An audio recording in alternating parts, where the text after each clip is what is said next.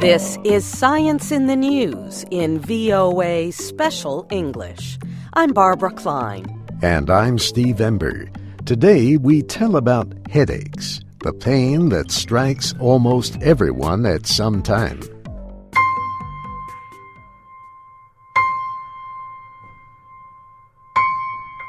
Have you had a headache recently? If your answer is yes, you are like many millions of people worldwide who experience pain in the head. The pain can be temporary, mild, and cured by a simple painkiller like aspirin, or it can be severe. The National Headache Foundation says more than 45 million people in the United States suffer chronic headaches. Such a headache causes severe pain that goes away but returns later. Some headaches may prove difficult and require time to treat. But many experts today are working toward cures or major help for chronic headaches. The U.S. Headache Consortium is a group with 7 member organizations.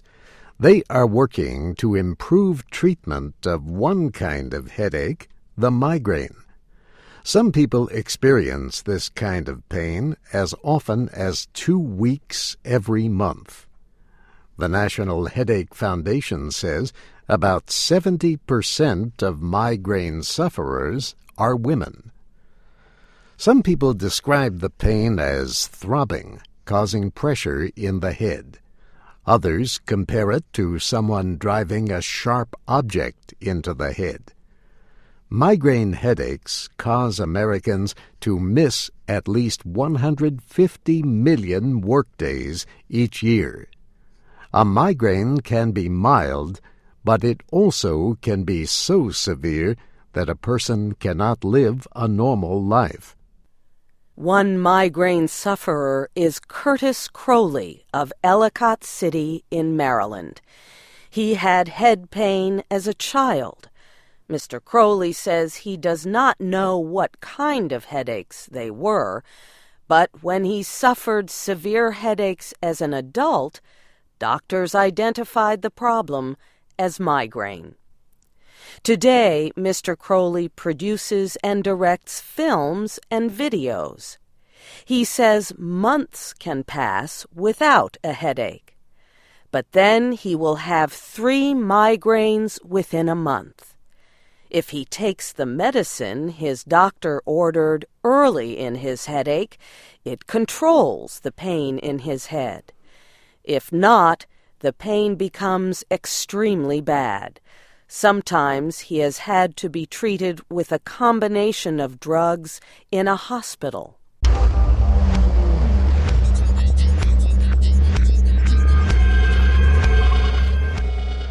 Some people take medicine every day to prevent or ease migraine headaches. Others use medicine to control pain already developed. Doctors treating migraine sufferers often order medicines from a group of drugs known as triptans. Most migraines react at least partly to existing medicine, and most people can use existing medicine without experiencing bad effects. Doctors sometimes use caffeine to treat migraine headaches. Interestingly, caffeine can also cause some migraines. Medical experts have long recognized the work of the Mayo Clinic in Rochester, Minnesota. The Mayo Clinic says several foods are suspected of being triggers that start migraines. They include cheese and alcoholic drinks. Food additives like salt and monosodium glutamate also may be triggers. The Mayo Clinic tells patients to avoid strong smells that have seemingly started migraines in the past. Some people react badly to products like perfume, even if they have a pleasant smell. The clinic's experts say aerobic exercise can help migraine sufferers. Aerobic exercise increases a person's heart rate. It can include walking, swimming, or riding a bicycle. But a sudden start to hard exercise can cause headaches. So it is a good idea to perform some mild exercises before beginning activities that require more energy.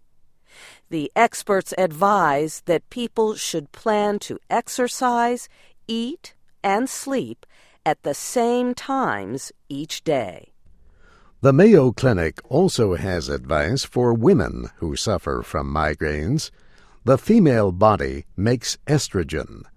Drugs like birth control pills contain a version of this chemical. Such drugs may produce headaches or cause them to worsen, the clinic warns, but they can also cause an easing of headache pain. The same is true for estrogen replacement drugs for women. Doctors sometimes order estrogen replacement for women who are no longer able to have children. The Mayo Clinic says there are alternative or non-traditional ways to treat migraine. Among them is acupuncture, in which thin needles are placed below the skin at defined areas. The clinic says another method, biofeedback, is especially effective for migraine. In biofeedback, patients use special equipment to learn how to observe and control physical reactions linked to stress. Some people get help from massage, systematic rubbing of the body. Others use herbs, minerals, or vitamins.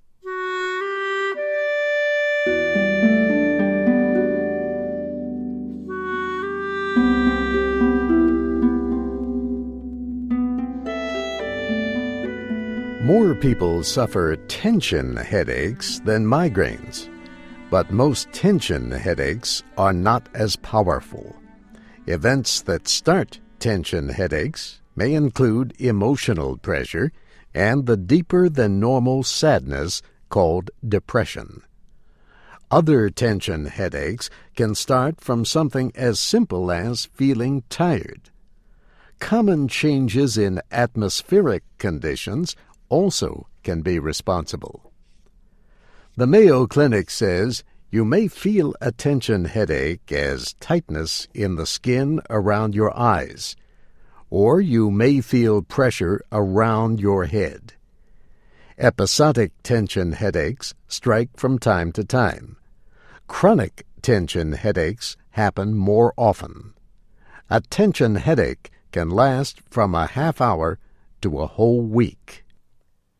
The Mayo Clinic says the pain may come very early in the day. Other signs can include pain in the neck or the lower part of the head. Scientists are not sure what causes tension headaches. For years, researchers blamed muscle tension from tightening in the face, neck, and the skin on top of the head. They believed emotional tension caused these movements. But that belief has been disputed. The International Headache Society began organizing a system for identifying differing forms of headaches in 1985. The society says there is no evidence that tense muscles are the only cause of pain. So it suggests that tension headaches be called tension-type headaches. Some scientists now believe that tension headaches may result from changes among brain chemicals such as serotonin. These changes may start sending pain messages to the brain. The changes may interfere with brain activity that suppresses pain. Whatever the cause of the headache, people do not enjoy the experience. Treatment can be as simple as aspirin or other painkillers, but if your pain is too severe, you will need a doctor's advice. A website called FamilyDoctor.org provides information from the American Academy of Family Physicians. It offers suggestions to ease or end a tension headache. For example, it says putting heat or ice on your head or neck can help. So can standing under hot water while you are getting washed in the shower. The group also advises exercising often.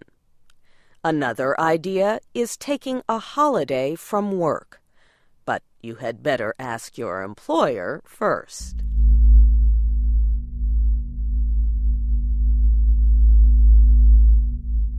Ask anyone with a cluster headache, and they will tell you that the pain is terrible. The Cleveland Clinic in Ohio says the cluster headache can be many times more intense than a migraine. Cluster headaches usually strike young people. Smokers and people who drink alcohol often get such headaches. Men are about 6 times more likely than women to have them. The Cleveland Clinic says this is especially true of younger men. Doctors say cluster headaches often strike during changes of season. Cluster headache patients describe the pain as burning. The pain is almost always felt on one side of the face.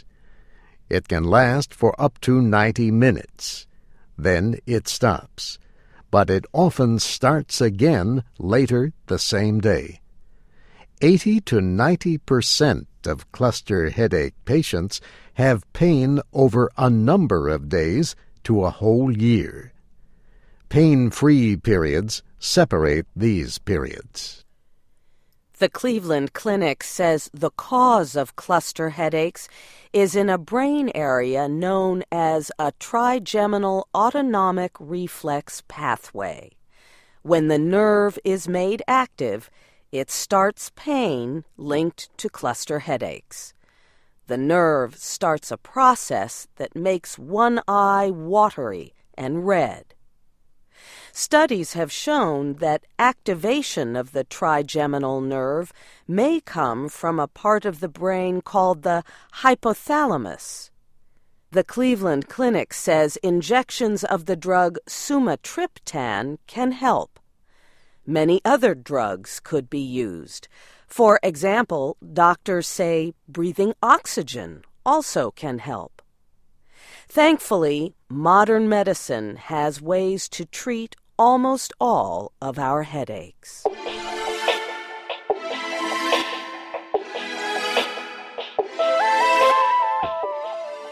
This program was written by Geraldine Watson. Our producer was June Sims.